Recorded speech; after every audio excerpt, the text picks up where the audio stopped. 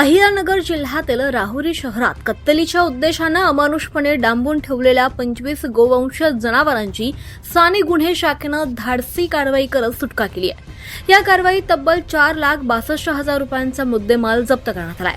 500 kilo गोमांस आणि एक छोटा हत्ती टेम्पो पोलिसांनी ताब्यात घेतलाय।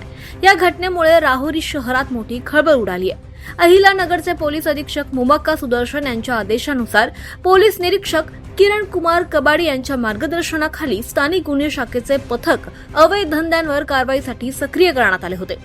पोलीस उपनिरीक्षक समीर अभंग, पोलीस अंमलदार लक्ष्मण खोकले, राहुल दुवारके, भीमराज खरसे तसंच चालक चंद्रकांत कुसळकर यांच्या पथकानं 15 मे 2026 रोजी राहुरी पोलीस ठाणे हद्दीत पेट्रोलिंग सुरू असताना गुप्त माहितीच्या आधारे राहुरी शहरातील खाटीक गल्ली परिसरात छापा टाकला।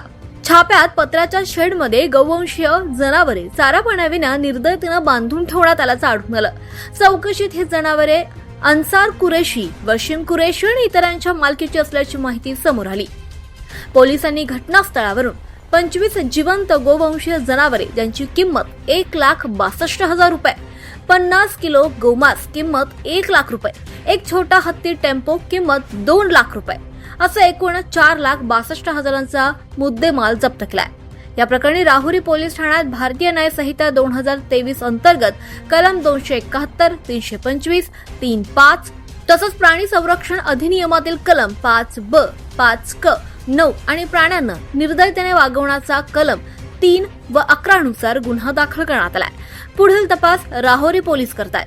दरम्यान अहिल्यानगर जिल्ह्यात कुठेही अवैध धंदे सुरू असल्याची माहिती नागरिकांनी स्थानिक गुन्हे शाखेच्या 0241 2416 या क्रमांकावर किंवा डायल करा 112 वर असं आवाहन पोलीस प्रशासनाकडून करण्यात आलंय।